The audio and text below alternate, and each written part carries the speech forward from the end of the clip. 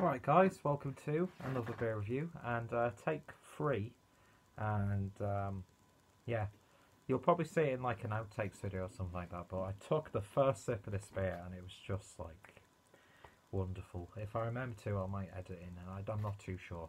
I have the memory of a fish and yeah.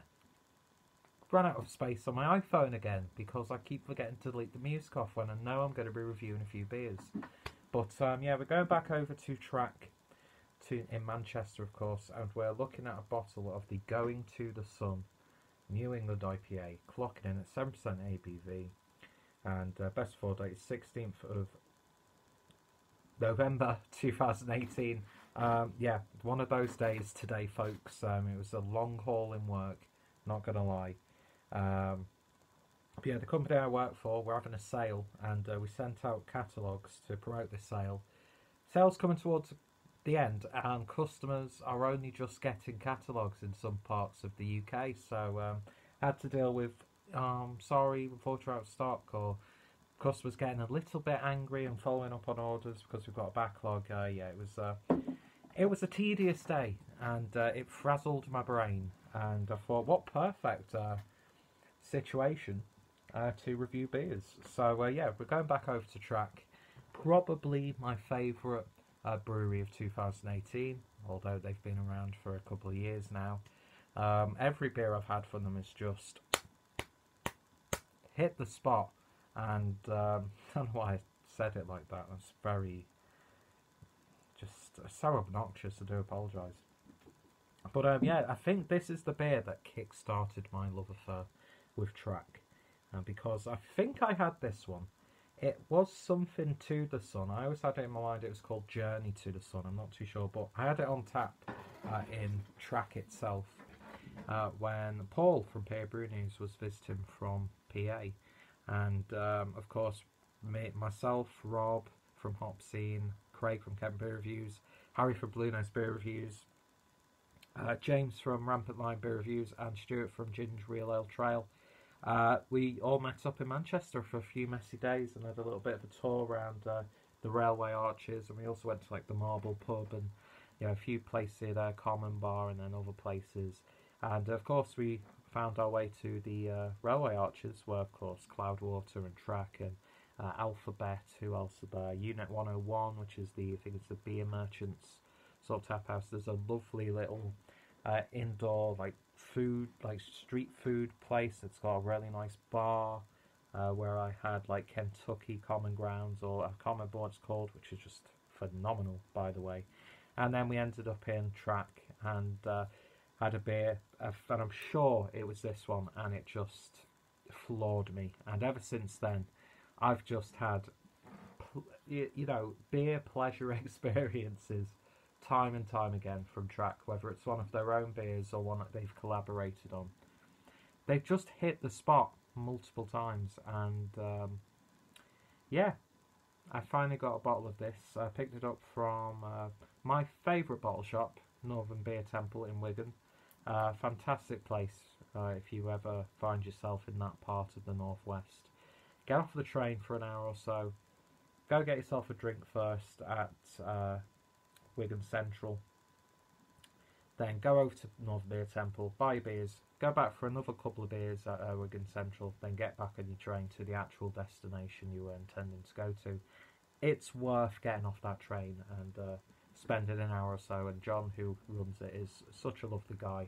And yeah, so when I saw this, I knew I had to pick it up because I have great memories of it, because I absolutely loved it when I first had it. And I really, really do hope it was the same beer that I had initially.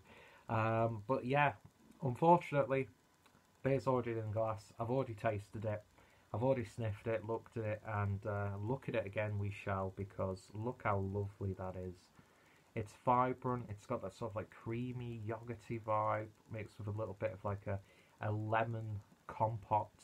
Yeah, beautiful vibrancy to it. It's got that haziness, but also like a little bit of a turbid edge, a little bit of sort of lemon curd almost, and yeah, maybe even a little bit of peaches and cream, and then the beer poured with about one finger's worth of a slightly off-white head.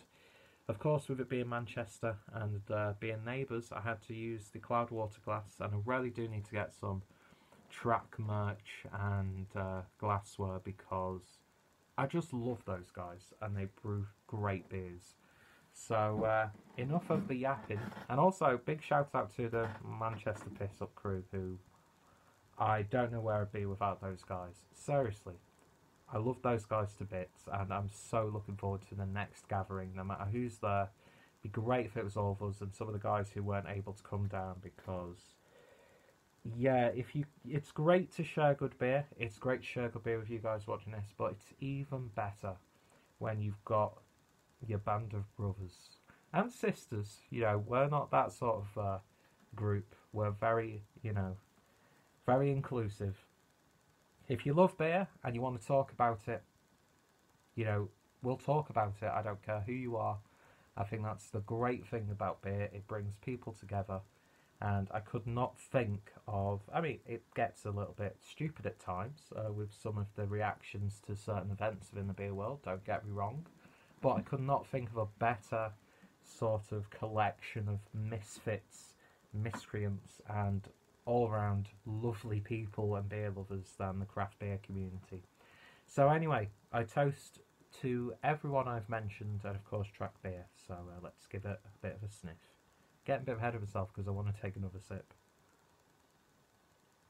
It's just so nice. It's not pungent, it's not bombastic, it's not in your face, it's not a parody of what these beers should be. It's just fruit, mango, grapefruit, a lovely citrusy edge in this one. You get a bit of passion fruit there as well, like this subtle tartness. There's an ever so slight parsley edge in there as well. But it's so light and inviting, and you want to bathe in this just from the aroma. It smells absolutely wonderful, so let's give it a taste. Cheers.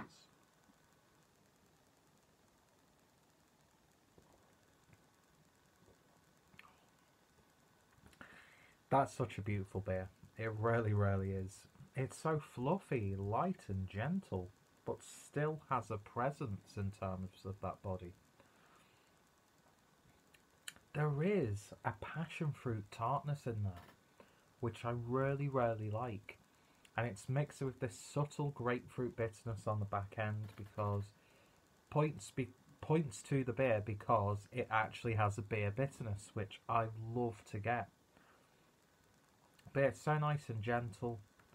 I'm not sure how old this bottle is, but it's still tasting damn good. Loads of mango.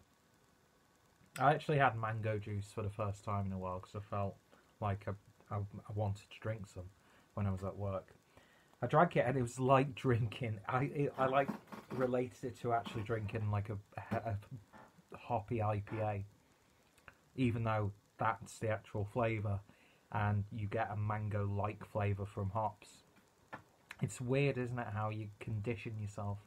So I was like drinking it, I was like, this is like me sat here in work drinking an IPA, and it was for a moment until reality came crashing down. It was a great time. But this is just... When you get a New England IPA, these are the sorts of beers that I want. I want it to be like this. I don't need it to be really over the top in terms of hop presence. You know, I don't want to risk having a green burn on the back end. It doesn't need to be too sweet. This is just the right amount of sweetness. It's got the bitterness, which I love. Makes you want to go in for more. Doesn't dry out too much. But it's just an absolute dream to drink. And at 7% ABV, no chance. You're going to get yourself messy as hell with a beer like this one. There's even a bit of like a pungent melon character in there also. It's not going to last long, so I'm going to stop so I can at least get a nice thumbnail for the video. But you know what I mean? It's taken me back. I know I'm overly romanticising right now. I'm guilty of that. I'm a hopeless romantic. So shoot me. Please don't, because there's plenty of beers that I still want to drink. But I know I'm attaching a memory to the beer, but even if I didn't have that, I would still, without a shadow of a doubt, give this a 10 out of 10. It's what I look for in a New England style IPA. And yeah, there's like a lovely sort of like green starburst flavour going off on the back. Excuse me. Nice gentle carbonation. And that was a horrible sounding burp. Don't know what that's going to sound like on camera. I do apologise. But yeah, it's a 10 out of 10 from me. I think this is absolutely wonderful, and I wish I had more of it. So 10 out of 10 for Track Brewing's Going to the Sun New England IPA. It's up there with one of my favourite beers of the year, without a shadow of a doubt. I'm not going all running around the room or anything like that, because it's touching me in places that few people or situations have touched. That sounds weird. You know what I mean, though. It's just like, yes, this is that beer, and it's pretty darn good. So if you've tried it, let me know your thoughts, opinions down below. What do you think of Track Brewing? What do you think of these beers? Did you like it? What's your favourite New England style? Are you a fan of the style? Blah, blah, blah, blah, blah. It doesn't matter. Just hit me up in the comments. Check out Track Brewing. Check out Northern Beer Temple. If any of my friends at fellow beer tubers have reviewed this one, their reviews will be included down below as well. And of course, check out my Haze for Days playlist for some more spectacular examples of this style. Track just keep delivering time and time again, and I want to just drink as many Track beers as I possibly can. So thank you for watching, and I shall hopefully see you all later. Cheers.